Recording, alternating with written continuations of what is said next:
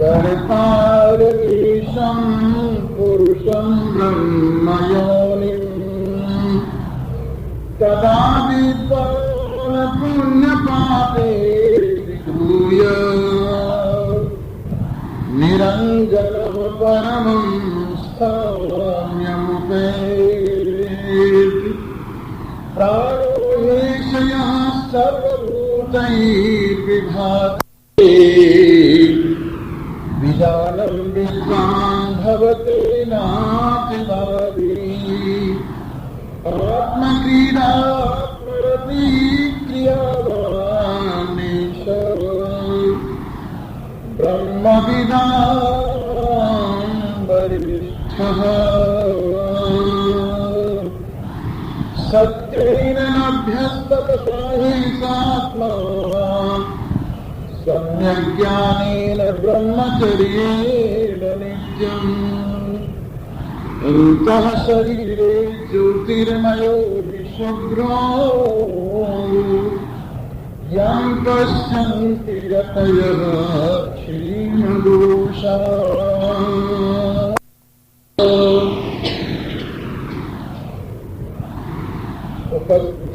सत्संग प्रेमी सज्जनों, कल दो पक्षियों की बात चल रही थी। एक ही वृक्ष में, एक ही घोंसले में दोनों निवास करते हैं। एक राग को लेकर रहता है, एक वैराग्य को लेकर रहता है। एक वास्तविकता की ओर देखता रहता है, एक अवास्तविकता की ओर अवलोकन करने वाला होता है। एक कर्म के अभिमान को लेकर कर्म फल को भोगने वाला होता है और एक केवल देखने वाला होता है। इसलिए अब आप ये देखिए कि आप इन दोनों स्थितियों में से जो एक साक्षी की स्थिति है, एक प्रमाता की स्थिति है, एक ज्ञानी की स्थिति है, एक अज्ञानी की स्थिति है, इन दोनों में से यदि आप सुखी होना चाहते हैं तो अपनी अशून्यता में, अपनी ज्ञान स्वरूपता में, अपनी साक्ष्यता में, अपनी वास्तविकता में हंस की तरह से इस संसार में रहिए और नासमझ अज्ञानी वृद्ध लोगों की तरह से इस संसार में रहना न अपने लिए लाभदायक है, न किसी और के लिए लाभदायक है। गिद्ध में और हंस में क्या अंतर है? हंस दूध और पानी मिला हुआ हो तो दूध को और पानी को अलग अलग कर देता है और उसमें से दूध ग्रहण कर लेता है। और दूसरी बात यह कि हंस मोती चुप करते हैं और गिद्ध लालची होता है और उसकी दृष्टि केवल मांस के ऊपर पड़ी रहती है। वैसे ही जो मांस को देखने वाले, शरीर को देखने वाले, संसार को देखने वाले और इसी से सुखी होने की चेष्टा वाले नहीं, ऐसे लोग गिद्ध ही तो गिद्ध की तरह से मत रहिए, हंस की तरह से रहिए और आनंद मनाइए। आनंद कहीं बाहर से नहीं आता है, आनंद अपना स्वरूप है। बाहर के पदार्थ तो केवल मन को एकाग्रता दे देते हैं और मन की एकाग्रता में जब अपना आनंद ही प्रतिबिंबित होता है तो हम समझते हैं कि आनंद कहीं बाहर से आया है, परंतु वास्तविकता यह है आनंद अपना स्वरूप है, कहीं बाहर से नहीं आया है। सुसुप्ति में आप देखते हैं कोई विषय नहीं होता, लेकिन फिर भी आपकी एकाग्रता होती है। इसका तात्पर्य है कि निर्विषय जो अपना स्वरूप है वो आनंद स्वरूप है। इस निर्विषय आनंद स्वरूप अपनी आत्मा में आइए, विराजमान होइए और आनंदवान हो जाइए, शोक से रहित हो जाइए। संसार तो यूं ही चलेगा। आप ये सोचते हो कि संसार हमारी इच्छा के अनुसार बन जाए, जैसा हम चाहते हैं वैसा बन जाए, तो मेरे मित्रों ये तो असंभव है। इसलिए ऐसा करो संसार को जैसे चाहे तैसे चलने दो, शरीर को यथा प्रारब्ध चलने दो, लेकिन तुम अपनी महिमा में विराजमान होकर तमाशा देखो।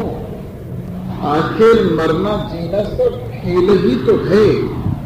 लाभ और हानि, जय और पराजय, संयोग और वियोग सब एक स्वप्न की तरह से है। वास्तविकता इसमें कुछ भी नहीं है। केवल मात्र संसार की दृष्टि से ही ये सृष्टि भास रही है। इसलिए आओ, अपने आप को संभालो, अपने आप में विराजमान हो, अपने प्रियतम का रस पान करके छक जाओ, परम स्वतंत्रता, परम आजादी का रस लो। जो अनादि है, जो अनंत है, जो असीम है, जो एक है, जो अखंड है, उस अपने स्वरूप में विराजमान हो, जिसमें न देश है, न काल है, न वस्तु है, जिसमें न भूत है, न भविष्य है, न वर्तमान है, जिसमें न यहाँ है न वहाँ है। ऐसा निर्विकार, ऐसा निर्विकल्प, ऐसा एक रस, ऐसा सच्चिदानंद घन, जिसमें सत के अतिरिक्त असत के लिए लेश मात्र जगह नहीं है, जिसमें ज्ञान के अतिरिक्त अज्ञान के लिए लेश मात्र जगह नहीं है, जिसमें आनंद के अतिरिक्त दुख के लिए लेश मात्र जगह नहीं है। ऐसा अपना स्वरूप अपने पास रहते हुए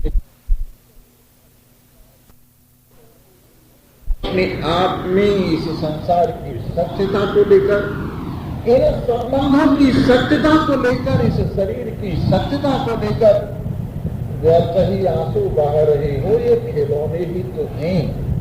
पहले कितने खिलौने टूटे हैं, उनके लिए तो रोते नहीं हो। ये वर्तमान में चाबी का खिलौना जरा गड़बड़ाता है तो दुखी होने की क्या बात है? या और तुम्हारे साथी लोग जरा बड़ा इधर उधर रोते हैं तो ये यूं ही चलेगा। जैसे रेलगाड़ी में यात्री होते हैं, जिसका स्टेशन आता है वो उतरता जाता है। इस तरह से जीवन एक गाड़ी है और इसमें बहुत से मुसाफिर बैठे हुए हैं। जिसका स्टेशन आता जाएगा वो उतरता जाएगा, और बल्कि तुम उतरने में सहायता करो उसको रोको मत। समय थोड़ा होता है गाड़ी का, उसे आराम से उतरने दो, उसका सामान पकड़ा दो जिससे कि उसके उतरने में आसानी रहे। व्यर्थ मोह के वशीभूत होकर रोने धोने से काम चलेगा नहीं। व्यर्थ ही अपने आप में अपने स्वार्थ को लेकर दुख मनाने से, किसी को रोकने से बात बनेगी नहीं। संसार का चक्र यूं ही चलता रहता है। राम गई रावण गई जिनके बहु परिवार, ये संसार यूं ही चला जाने वाला है। इसलिए जो चीज जाने वाली है इसको जाने दो, और जो चीज स्थिर है, जो एक रस है, जो अचल है, जो सारे संसार का धरातल है, उसमें तुम विद्यमान हो और अपनी एक रसता को, अपनी असीमता को, अपनी अखंडता को अपने आप में संभाल कर रखो और जाने वालों का तमाशा देखो। यदा पश्यः पश्यते रुक्म वर्णम, जिस समय देखने वाले को देखता है, ज्ञान स्वरूप को देखता है, परम प्रकाश रूप को देखता है, और अपने आप में अपने आप को ही इस संसार का कर्ता अनुभव करता है। विचित्र बात है, अपने आप में सारे संसार का कर्तृत्व, लेकिन लेश मात्र कर्तृत्व का फल नहीं। जो कुछ बनता है वो सब मेरी ही दृष्टि के सामने मेरे ही ख्याल से तो बनता है। जो कुछ बना है वो सबका साक्षी नहीं हूं। जो कुछ बिगड़ रहा है सबका साक्षी अकेला नहीं हूं। मैं सबका आत्मा तो हूं, मुझसे अलग कोई भी चीज तो नहीं है। इसलिए जो कुछ बन रहा है सब मेरे सामने बन रहा है। जो कुछ बिगड़ रहा है मुझे आत्मा के सामने बिगड़ रहा है। राम की लीला हुई तो मेरे सामने, कृष्ण की लीला हुई तो मेरे सामने, शिव का तांडव नित्य होता है तो मेरे सामने, ब्रह्मा का सृजन होता है तो मेरे सामने, सूर्य प्रकट होते हैं और विलय होते हैं तो मेरे सामने, चांद की कलाएं बढ़ती घटती है तो मेरे सामने, सितारों की जगमगाहट होती है तो मेरे सामने, जो कुछ भी हो रहा है सब मेरे सामने, मेरी दृष्टि के आंगन में सब कुछ नित्य कर रही है ये माया। नदियों के रूप में मैं ही हिलोरे ले रहा हूं, पर्वतों के रूप में मैं ही खड़ा हुआ हूं, सृजन के रूप में मैं ही विराजमान हूं, विनाश के रूप में मेरी ही लीला है। मैं एक रस रहते हुए भी सब कुछ करता हुआ अकर्ता हूं। अपने आप में महाकर्ता और महाभोक्ता भाव, अपने आप में अकर्ता और अभोक्ता भाव, इस तुच्छ शरीर को लेकर, इस 3.5 हाथ की लंबाई चौड़ाई को लेकर, इस रखे हुए नाम और रूप को लेकर आप में कर्तृत्व लेश मात्र नहीं है, परंतु अपनी उपस्थिति से सब कुछ हो रहा है। इस प्रकार ये सब कुछ जो कुछ है सब मुझ में हो रहा है, मेरे से हो रहा है। इस प्रकार अपने आप को, अपनी महिमा को समझो। व्यर्थ दीनता लाकर, अल्पता लाकर अपने आप में जरा जरा से परिवर्तनों से क्यों दुखी होते हो? अपने आप को एक बार देखो तो सही। तो जब देखने वाले से दिल लगाता है और देखने वाले को अपने आप में देखता है, सारे कर्तृत्व का अपने आप में इसको भान होता है, सभी प्राणियों में अपनी विराजमानता अनुभव होती है, चराचर जगत का कारणत्व तो अपने आप में अनुभव होता है। ये अपनी सर्वव्यापकता का, सर्वरूपता का अनुभव है। ये अपनी अनादिता का, अनंतता का अनुभव है। ये अपनी असीमता का अनुभव है।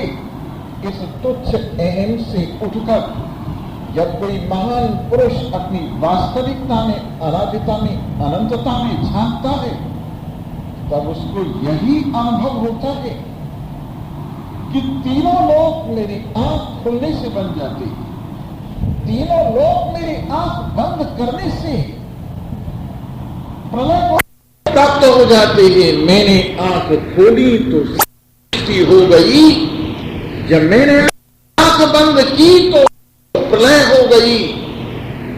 ऐसा अपना स्वरूप तुम आश्चर्य कर रहे होगे। कई श्रोता जिनको आध्यात्मिक ज्ञान के संस्कार नहीं होते हैं, जो बेचारे मैं शरीर हूं इस भाव को लेकर ही जी रहे हैं, मैं ज्ञानेंद्रिय और उनके धर्म हूं इसी भाव को लेकर जो जी रहे हैं, मैं कर्मेंद्रिय और उनके धर्म हूं इस भाव को लेकर ही जो जी रहे हैं, मैं प्राण और प्राण के धर्म हूं इस भाव को लेकर ही जो जी रहे हैं, मैं अंतःकरण और अंतःकरण के धर्म हूं इस भाव को लेकर ही जो जी रहे हैं, मैं अज्ञानी मूर्ख जड़ हूं इस भाव को लेकर ही जो जी रहे हैं, वो जब इस आध्यात्मिक महिमा को सुनते हैं तो उनको आश्चर्य होता है कि कहां आ गई, ये हमें क्या सुना रहे हैं, हम क्या सुन रहे हैं।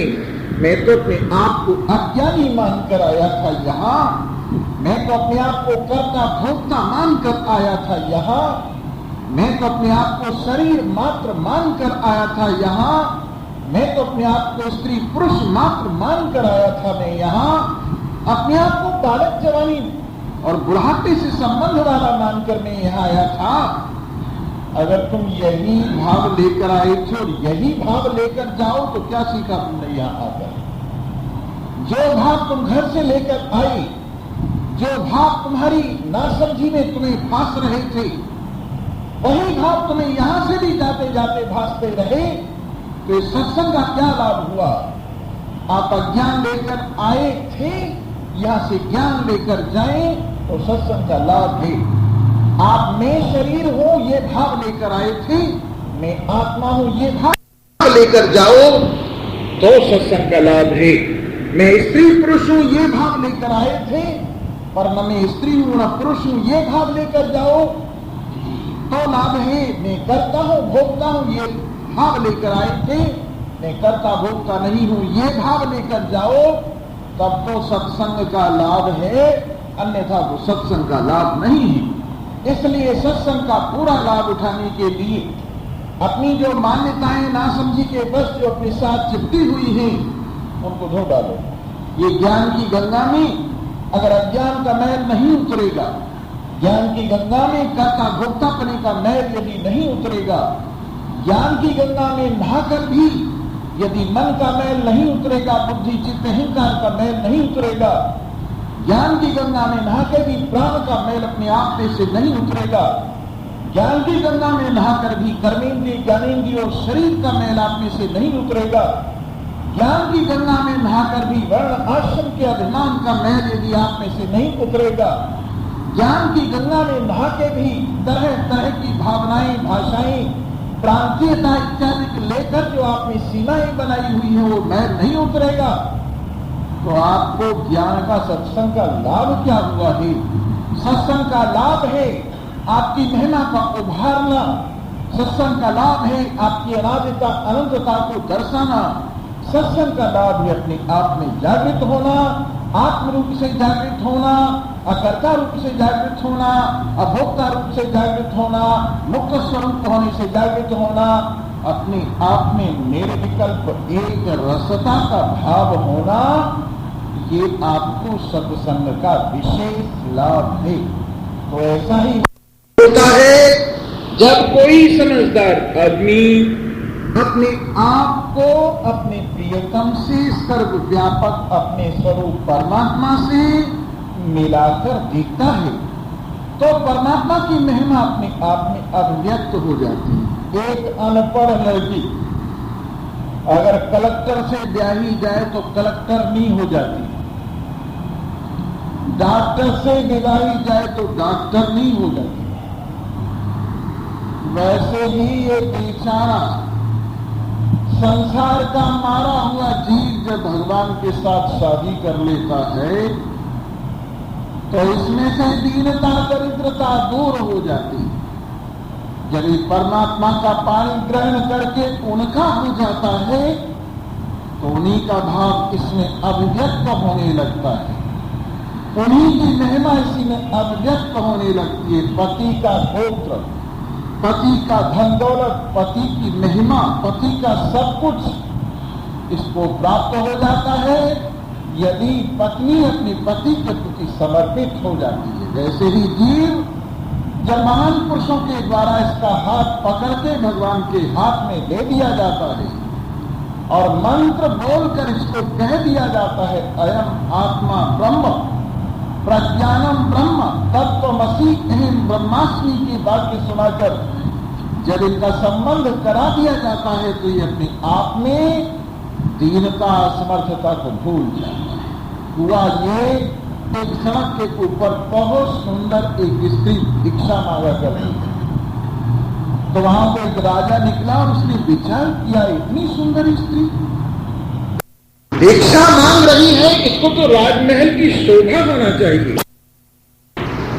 सड़क पर से राजा उसको उठाकर ले गया और कहा मैं इसमें रानी बनाऊंगा। घर ले जाकर उसके कपड़े बदलवा दिए और उसके रहने सहने के लिए बढ़िया इंतजाम कर दिया, खाने पीने का ठीक प्रबंध हो गया। 1 महीना 2 महीना 4 महीने 6 महीने हो गए, 1 साल के बाद भी उसकी तंदुरुस्ती में कोई परिवर्तन नहीं आया। वही पीलापन और वही कमजोरी उसमें झलकती रही। बड़े बड़े हकीम बड़े बड़े वैद्य आए लेकिन कोई उसका इलाज नहीं कर सका। एक दिन एक अनुभवी वैद्य आए और उन्होंने कहा मुझे इसके कमरे की तलाशी लेने दो। जब कमरे की तलाशी ली गई तो कहीं पर फल सड़ रही थी, कहीं पर पकवान सड़ रहा था, कहीं पर और सामान पड़ा हुआ सड़ रहा था, क्योंकि उस सड़क की भिखारी को सड़ा कर खाने की आदत थी। उसका टेस्ट ऐसा बना हुआ था कि वो ताजा माल नहीं खाती थी, गुण वाले माल को अवगुणों में बदल कर खाती थी, इसीलिए उसकी तंदुरुस्ती में कोई फर्क नहीं हुआ। वैसे ही वेदांत के महल में अगर कोई भिखारी सड़क पर से ले भी आई जाती है और इनको खाना वेदांत का भोजन कराया जाता है तो ये ताजा भोजन नहीं करते, अपनी नासमझी की उसमें भावना मिलाकर उसको सलाकर खाते हैं, इसलिए अंतर भी कोई नहीं पड़ता। वैसे ही चिंताएं, वैसे ही शोक, वैसे ही दुनियादारी। जब कोई बात होती है तो कहते हैं अभी वो व्यवहार की बात अलग है और परमार्थ की बात अलग है। स्वामी जी ज्ञान ध्यान अलग चीज है। अगर तुम्हारे ज्ञान का इस व्यवहार पर कोई प्रभाव नहीं पड़ा तो उस ज्ञान का लाभ क्या है? अरे ज्ञान से व्यवहार में असंगता तो आनी चाहिए, इस ज्ञान के द्वारा व्यवहार में अकर्तृत्व तो होना चाहिए, इस ज्ञान के द्वारा संबंध तो ढीले होने चाहिए, इस ज्ञान के द्वारा संसार का मिथ्यात्व तो समझ में आना चाहिए, इस ज्ञान के द्वारा संसार के प्रति राग तो कम होना चाहिए। अगर आपको ज्ञान होकर भी संसार में वैसा ही राग है, अगर ज्ञान होकर भी आपका मोह बिल्कुल नहीं कम हुआ है, अगर ज्ञान के द्वारा भी आपका काम, आपका क्रोध, उसमें कोई अंतर नहीं आया है, तो ज्ञान का लाभ क्या हुआ है? ज्ञान का लाभ व्यवहार में होना चाहिए और इस व्यवहार में भी आपको शांति रहनी चाहिए और इस व्यवहार के मिथ्यात्व को निश्चय करके संसार के संबंधों को केवल काम चलाऊ निश्चय करके अपने आप में शांति और चैन बनी रहे तो आपके ज्ञान का लाभ आपको पूरा पूरा मिल गया। शरीर बीमार हो लेकिन मैं बीमार नहीं हूं, कम से कम ये भावना तो पैदा होगी। शरीर जाने लगे मैं नहीं जाने वाला हूं, कम से कम ये भावना तो पैदा हो गई। ऊपर नीचे हो गए लेकिन मैं एक रस हूं, कम से कम ये भावना तो हो गई। ये संसार एक दिन समाप्त हो जाने वाला है लेकिन मैं देखने वाला सदा हूं। ये शरीर बदलने वाला है लेकिन मैं एक रस हूं। ये ज्ञानेंद्रियां बदलने वाली है, मैं एक रस हूं। कर्मेंद्रियां बदलने वाली है लेकिन मैं एक रस हूं। अंतःकरण बदलने वाला है लेकिन मैं एक रस हूं। सारी चीज बदलने वाली है लेकिन मैं एक रस हूं। कम से कम ये ज्ञान होकर संसार के बदलाव में अपनी स्थिरता को जरा सा भी दाग तो नहीं लगना चाहिए। तब तो आपका ज्ञान है। तो जब अपने आप में अपनी महिमा का बोध होता है, जब अपने आप में परमात्मता का विशेष अनुभव होता है, जब अपने आप में सर्वव्यापकता का अनुभव होता है, जब अपने आप में सर्वरूपता का अनुभव होता है, जब अपने आप में सर्व अंतर्यामिता का अनुभव होता है, तदा विद्वान पाप पुण्य विधूय, पुण्य और पाप दोनों को धोकर, पुण्य और पाप दोनों को धोकर विद्वान निरंजन निर्मल हो जाता है, निर्मल हो जाता है। तुम्हें भी निर्मल हो जाना चाहिए। ज्ञान की गंगा में नहाकर निर्मल हो जाना चाहिए। नहा रहे हो पर मैल नहीं उतर रहा है, नहा रहे हो पर ठंडक नहीं आ रही है, नहा रहे हो लेकिन शांति नहीं मिल रही है। लगता है तुमने जरूर बरसाती पहन रखी है, बरसाती पहनकर गोते लगा रहे हो। अगर तुम नंगे होकर नहाए होते, कोई आवरण न होता तो सारा शरीर ठंडा हो गया होता। वैसे ही ज्ञान की गंगा में तुमने परिपूर्ण श्रद्धा से स्नान किया होता, परिपूर्ण विश्वास से स्नान किया होता, तो तुम्हारे मन को जरूर शीतलता मिलती, तुम्हारा मन जरूर शांति प्राप्त करता, तुम्हारा मन जरूर आनंद से भर जाता, तुम्हारा मन जरूर निश्चिंत हो जाता। इसलिए लगता है तुम गंगा में जाके भी पत्थर की तरह से अंदर से सूखे के सूखे बने रही। पता नहीं कब से पड़ा है गंगा में पत्थर, लेकिन जब बाहर निकालो तोड़ो तो सूखा निकलता है। अज्ञानी आदमी सारी जिंदगी ज्ञानियों का साथ करता है, पर मूर्ख का मूर्ख रह जाता है। जैसे दाल का चमचा सारी जिंदगी घिस जाता है, चमचा दाल के साथ रगड़ा खाते खाते, पर दाल का स्वाद उसी को कभी नहीं आता। लेकिन जीभ से जरा सी दाल लगती है, फौरन स्वाद का पता चल जाता है। यदि तुम सचमुच पात्रता तुम्हारी में होती, सचमुच तुम ईमानदारी से इस साधन में लगे होते, सचमुच सच्ची श्रद्धा और सच्चे विश्वास के साथ आपने ब्रह्म गंगा में स्नान किया होता, तो जब शास्त्र कहता है कि शोकम करती आत्मवेद, आत्मवेदना शोक को पार हो जाता है, तो क्या आप शोक से पार न हो जाते? द्वितीया परी भयवंत भवती, द्वैत से भय होता है। जहां अद्वैत है वहां भय कहां है? जहां अद्वैत है वहां शोक मोह कहां है? अगर सचमुच आपने स्नान किया होता तो शोक मोह से उबर गए होते, तुमने स्नान किया होता तो जरूर शांति चैन मिला होता। और मिलता है ना, जब कबीर ने ये कहा है, जब मीरा ने ये कहा है, जब तुलसी ने अपना अनुभव यही बताया है, जब सूरदास ने अपना अनुभव यही बताया है, जब महर्षि वशिष्ठ अपना अनुभव यही बताते हैं, मुनिराज विश्वामित्र यही अनुभव बताते हैं, महर्षि अगस्त्य यही अनुभव बताते हैं, वामदेव यही कहते हैं, अष्टावक्र यही कहते हैं, याज्ञवल्क्य यही कहते हैं कि आत्मज्ञान से शोक दूर हो जाते हैं, अपने स्वरूप के ज्ञान से परिपूर्ण शांति मिल जाती है, अपने आप को जानकर पाप पुण्य निवृत्त हो जाते हैं, अपने आप को जानकर अपने आप में मुक्तता अनुभव होती है। फिर तुम्हारे पर प्रभाव क्यों नहीं पड़ा?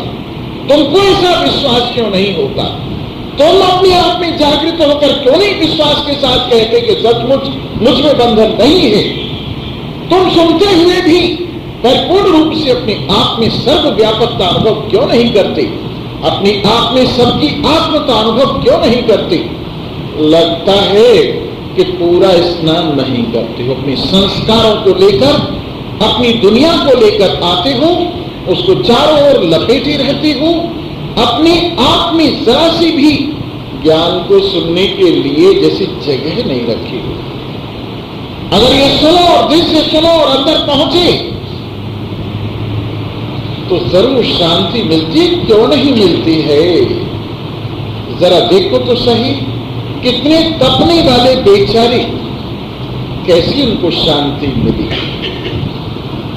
सूरदास, बेचारा सूरदास अपनी घरवाली का परित्याग करके बिल्वमंगल चिंतामणि वैश्या के पीछे पागल हुआ है। रात दिन चिंतामणि के चिंतन में परेशान है। एक दिन बरसात हो रही थी, चारों ओर पानी ही पानी भरा हुआ था, बिजली चमक रही थी, बादल गरज रहा था, रात्रि का 12-1 बजा था। चिंतामणि की याद आ गई, घरवाली को कहा चिंतामणि के पास जाऊंगा। घरवाली ने हाथ जोड़ के विनय की, प्रभु इस समय आप कैसे जाएंगे? सती सतवंती थी बेचारी, अन्यथा तो परिस्त्री की चर्चा सुनकर बेचारी का क्या हाल हुआ होगा। लेकिन अपने पति की प्रसन्नता में बाधा न डालते हुए कहने लगी, कैसे जाओगे आप? तो चुप रहे, मैं अपने आप चला जाऊंगा। निकल पड़ा बरसात में रोकने पर भी, भीगते भिगाते जमुना के किनारे आया। जमुना पार करके चिंतामणि के घर पहुंचा जा सकता था, रात्रि के समय मल्लाहों को जगाकर कहा, मल्लाहों नाव लगा दो, मुझे परली पार जाना है। मल्लाह ने कहा, बिलमंगल तू पागल है, मौत को निमंत्रण देकर आया है, अब हम नाव नहीं लगाएंगे, बाल बच्चों वाले हैं, अब 12 बजे 1 बजे नाव लगेगी। बरसात हो रही है, बिजली चमक रही है, बादल गरज रहे हैं, जमुना पूरे जोश पर है, हमारी बस का काम नहीं।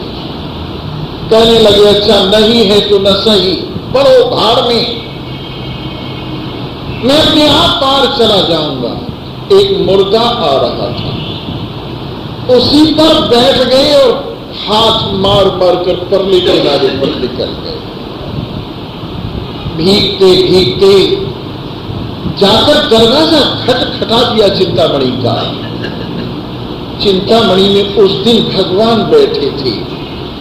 चिंतामणि ने सोचा, अरे राम राम, ऐसी बरसात में ये यहां आ गया, इसको अंधेरे में नहीं रोका, बरसात में नहीं रोका, बादल की गर्जन में नहीं रोका, बिजली की चमक में नहीं रोका, ये जमुना का तूफान भी इसे नहीं रोक सका, ये यहां आ गया। अरे वाह दीवानगी, अगर इसका मन परमात्मा की ओर लग जाता, इतनी लगने इसकी उधर लग जाती तो इसका बेड़ा पार हो जाता। आज मैं उससे बोलूंगी नहीं, दरवाजा खोलूंगी नहीं, चाहे कुछ हो जाए। दरवाजा खटखटाता रहा, ये उल्टी पीठ करके दरवाजे से लगकर खड़ी हो गई और कहा, बिलमंगल, आज से तुम्हारे लिए इस घर के दरवाजे बंद हो गए हैं, अब तुम कभी अंदर नहीं आ सकोगे। अरे ना समझ बिलमंगल, कितनी लगन से तुम एक वेश्या का पीछा कर रहे हो, अगर उतनी लगन से परमात्मा में तुमने मन लगाया होता तो तुम भव सागर से पार हो गई होती। लेकिन चिंतामणि, मेरा भगवान तो तुम ही हो, तुमसे अलग मैं भगवान को नहीं समझता हूं। देखो मैं थर थर कांप रहा हूं, जाड़े से मेरा बुरा हाल है, दरवाजा खोलो, दया करके दरवाजा खोलो।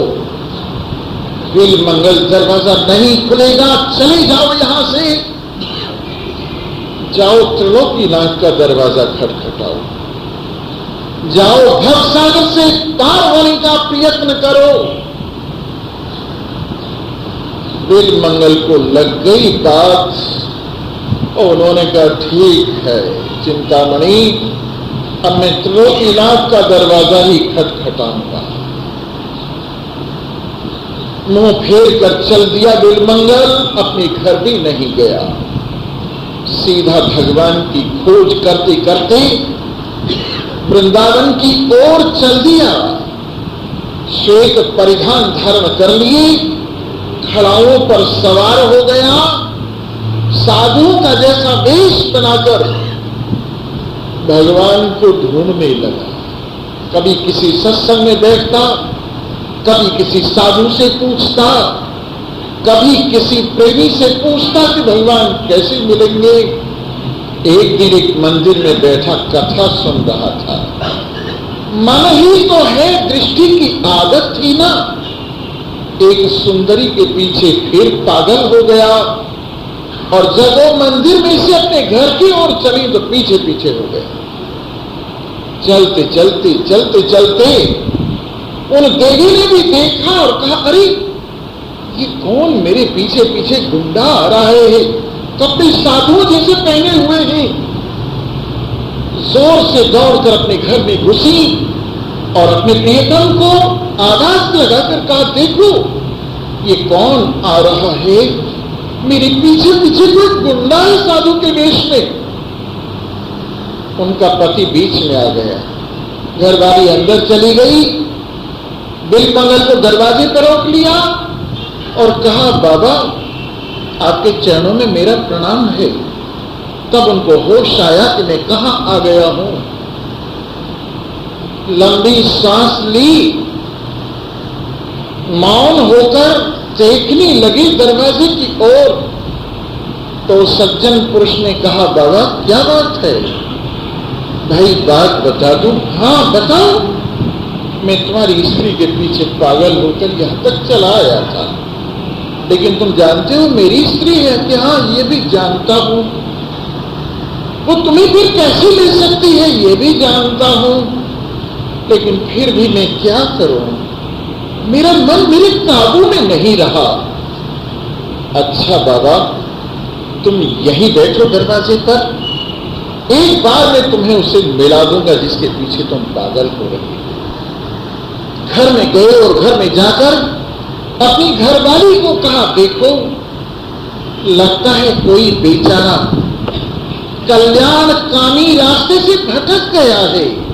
हमारा कर्तव्य है फिर से उसे उसके रास्ते की याद दिलाएं।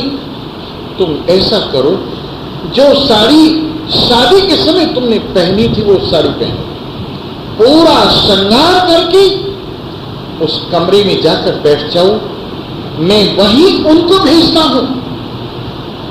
अरे आप ये क्या कहने लगे? नहीं नहीं तुम नहीं जानती देवी, आज एक साधु का उद्धार करने के लिए तुम्हें मेरी आज्ञा माननी पड़ेगी। जैसी आज्ञा प्रभु।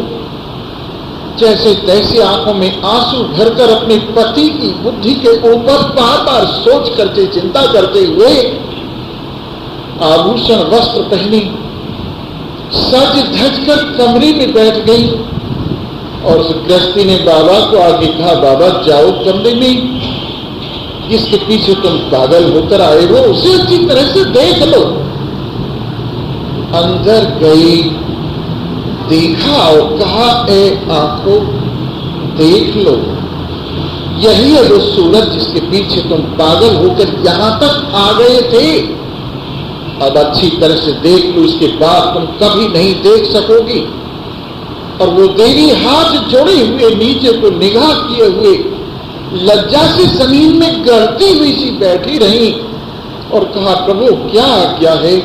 देवी आज्ञा यह है, 2 सुए गर्म करके लाओ। पता नहीं बाबा क्या करेगा, 2 सुए गर्म करके ला दिए, हाथ में दे दिए बाबा की, और उसने अपनी दोनों आंखें खोलकर कहा, अब बस बहुत हो गया, अब मैं संसार के लिए नहीं भटकूंगा। चीख निकल गई उस स्त्री के मुख से। घरवाली ने सोचा पता नहीं क्या अनहोनी हो गई है, जाकर देखा तो दोनों आंखों से खून बह रहा था बाबा की। अरे बाबा तुमने ये क्या किया? गृहस्थी सदगृहस्थ, तुमने मुझे रास्ता दिखा दिया है, इन आंखों ने मुझे बड़ा भटकाया है, मैं कहां से कहां पहुंच गया, और अब मैं कभी भी अपने पथ से विपथ नहीं होऊंगा। और ऐसा कहकर अपनी राह पकड़ी। चलते चलते आदत नहीं थी ना, नए अंधे थे, एक झीरे में गिर गए। कुआं था, पानी नहीं था, सूख गया था, पुराना कुआं था, झाड़ थे इधर उधर, रास्ते में ही पड़ता था, उसी में गिर गई। लेकिन मन से नहीं गिरी, तन से कुएं में भले गिर गई, मन से सुरक्षित रहे। और भगवान को याद किया, प्रभु अगर तुमने यहां मुझे रख दिया और यही मेरी सुरक्षा है तो मुझे यही आनंद है प्रभु। भगवान से नहीं देखा गया और छोटा सा बालक का वेश बनाकर उनको कहा, बाबा अरे तू कहां गिर गए हो भैया? लगे हाथ पकड़ ऊपर निकला, हाथ पकड़ के ऊपर निकल आए। लेकिन अब के हाथ में पता नहीं क्या बिजली क्या करंट था, हाथ को पकड़ते ही सारी वासना दूर हो गई, हाथ को पकड़ते ही मन अत्यंत शुद्ध हो गया, हाथ को पकड़ते ही जीवन बदलता हुआ नजर आया। और सोचा बड़ी मुश्किल से ये हाथ में आया है, अब मैं कभी इस हाथ को नहीं छोड़ूंगा। रास्ते पर ले जाकर कहा, बाबा लो ये रास्ता सीधा वृंदावन की ओर जा रहा है, चले जाओ। और मेरा हाथ छोड़ो, क्यों जबरदस्ती कस के क्यों पकड़ रही हो? प्रभु मैं समझ गया ये किसका हाथ है। करुणा निधान, मैं ये हाथ अब नहीं छोड़ूंगा। अरे बाबा तू अब अपनो रास्तों ना, मुझे और कई तेरी जैसों का उद्धार करना है। हाथ छीन लिया, तब कहा सूरदास ने हाथ छोड़ाई जाते निबल जाने के बोझ, हृदय पे जब जाए वो सबल विनम्र होते।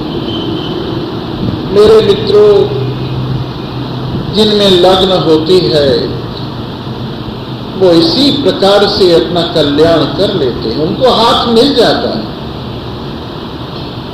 अगर कोई हाथ ही न उठाए तो हाथ कैसे मिले? अगर किसी में लग्न ही न हो तो सहारा कैसे मिले?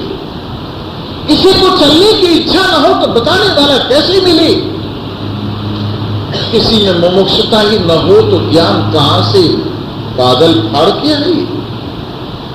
अगर सच्ची लग्न हो, सच्चा दिल हो, सच्चा तूफान हो, तो मेरे मित्रों फिर तो यही निश्चय हो जाता है कि मेरे तो गिरधर गोपाल दूसरो न कोई,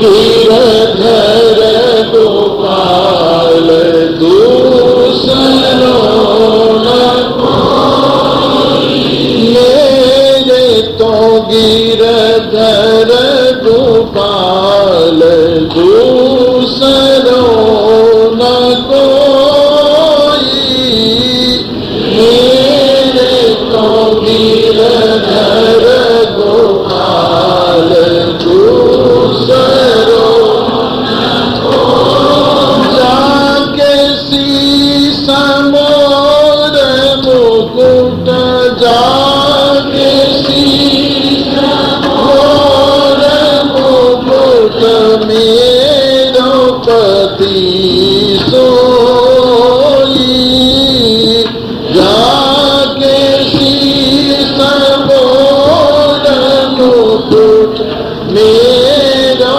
पति सोई, मेरे तो गिरधर गोपाल दूसरो न कोई, मेरे तो गिरधर गोपाल।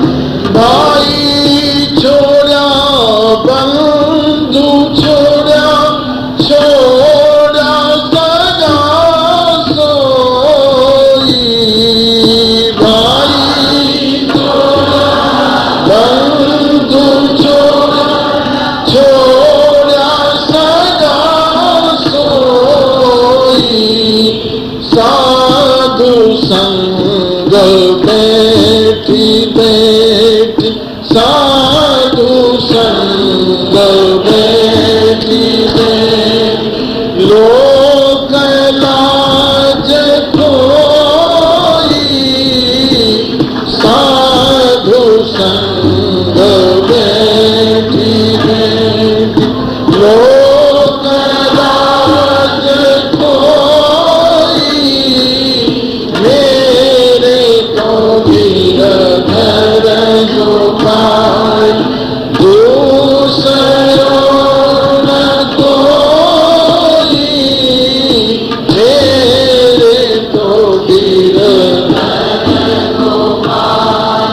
प्रेम की मखानी लई, लगन से बिलोई, प्रेम की मखानी लई, लगन से बिलोई, निराधत काढ़ी